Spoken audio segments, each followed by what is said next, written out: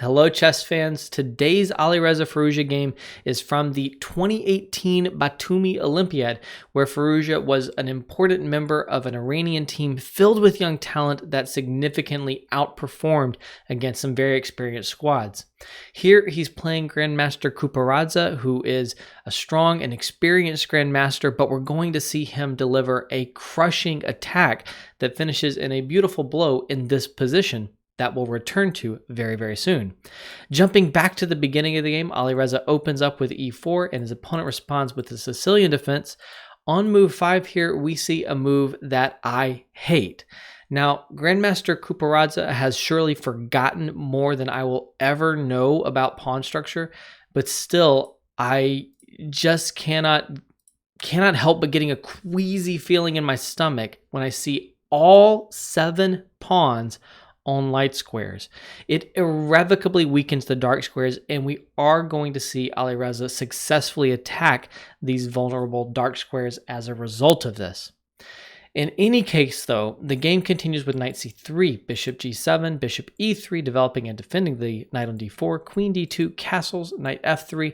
Natural move so far, and here we finally see Qupuradze strike out, achieving his goal of playing pawn d5. This is typical when you play the move pawn to e6 and fianchetto the bishop. The only sensible plan that you can have is to achieve pawn d5, but once you've achieved it, do you actually have a good position? Here, Alireza immediately plays bishop h6. He's going to exchange off the dark squared bishop, and he's going to be able to attack the weakened king position for black. Black, having achieved d5, absolutely does not equalize the game here. It's often said that achieving d5 in a Sicilian will equalize, not here, and once we exchange the dark squared bishops, we'll show why we do have a strong attack. Knight c6, pawn h4, we get a trade on e4 and a recapture. Queen to a5, no queen trades, thank you very much. Pawn to c3. Knight to e5 here, and then we trade on g7. Now knight takes f3, and we do double our pawns. Do we care that we've doubled our pawns here? The answer is not really. We're going to be castling queenside very, very soon, and we're going to have an attack on the king side. The fact that the pawns are doubled over here only really helps white because we're going to have another open file or half open file to work with in our attack. So we are not troubled by this really at all. We're happy to have an open G file to put a rook on. King takes G7, pawn to H5. I'll just say here that I hope no one is thinking about capturing on H5, even if you are quote unquote winning a pawn. It's a very, very bad idea to open more lines of attack. White will castle, white will put a rook on the G file. You can even win the pawn back right away if you're so greedy that you can't stand being down a horribly doubled H pawn for more than a move or two. But honestly, the big point is I'm sure that Grandmaster Qupuradze never really considered this move, and we shouldn't either. After pawn h5, we see knight g8. This is the most sensible defensive posture for the knight in this position because we've talked about how weak the dark squares are, so the knight is going to be the piece tasked with holding them together, but it's got to be very passive to do that. Castles, pawn e5. This is trying to let this bishop out over here. Of course, it has some drawbacks. For example, the queen no longer participates in a defense of the queen side from the other side of the board. Pawn takes g6, f takes g6, and now the move bishop c4, which is a good move, but there is better available for white. You can play knight g5 here when the attack on h7 means that h6 is really the only sensible move, and white can win in dazzling style with bishop takes g6 here. You've got two pieces hanging, but capturing neither works. Capturing the knight, first of all, is pretty obviously a disaster. After you line up here, you've got all kinds of discoveries, of course, and you are immediately threatening checkmate in 1. So this is completely over. I'm not going to show the finish, but you can try to find a defense for black if you want to. If you try taking with the king on g6, the nicest finish here is just to double up with your rooks. You're obviously threatening all kinds of discoveries, and if black takes your knight here, when you capture with check, you're going to trap the king in the middle of the board, and after the rook gets in here, you're mating in just a few more moves. You're obviously crushing it with your heavy pieces and being down a knight and a bishop is no problem in this position. Very, very beautiful, beautiful chess here from the white side. So in the game, Alireza played bishop c4, which is still tremendously strong. It's just not the immediate knockout blow that knight g5 was.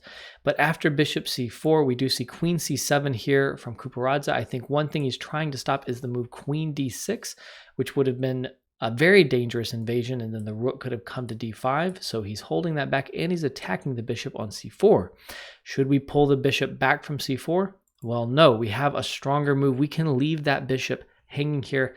This is what Alireza does. A lot of times when your opponent is trying to use threats in defense, you want to see if you can ignore those threats. Just try not to defend against them. Try to keep the initiative by making more threats. Here, we're attacking e5, and we have another threat we're going to see in a moment. If you take on c4, the threat to capture e5 proves to be stronger than the threat to take on c4. Now, the only way for black to respond, because this is like immediate mate, is to block with one of the pieces on f6. There are many wins now, but the easiest pattern, I think, is just to take on f6 and then take on h7 when after king takes and then queen takes f6. This is a mating idea that cannot be stopped. Black's extra bishop is just a bystander here. So jumping back here, after queen g5, I also want to mention the possibility of pawn to h6, trying to get the queen to please, please, please leave after pawn to h6. One very easy way to finish the game is bishop takes when you capture the queen, and we have a skewer over here. And this is a dominating position for white. Still a little bit of work to do, but the rooks and knights in this position should bring home the victory before too long. So after queen g5, it was the move bishop f5 from Qupuradze. Of course, it makes so much sense to try and develop that bishop that has been just longing to get out here. It's been stuck on c8, but this immediately allows a strong move from Firouzja. This is a great moment to pause your video and try to figure out what he played right here. Well, he found the most decisive move. He plays rook takes h7 here, king takes, rook h1, and he just pulls back. He's crushing on the h file. The fact that he's down a rook doesn't matter because this threat is checkmate, and it will also win the queen on c7. The only real try for black is rook to f7 so that the king can escape here to f8, and so there's no skewer on the 7th rank. We do invade here, queen check, the king falls back, and now we just take the rook. Obviously, we're threatening many more things, so black needs to recapture with the queen. Of course, king takes would just walk back into the skewer that we were talking about. And now after rook h7, queen to e6 here, queen check. This queen is holding everything together. It is defending all of the deadly, deadly checks on the rank. It is also defending the knight. That is a great deal to ask for from one queen.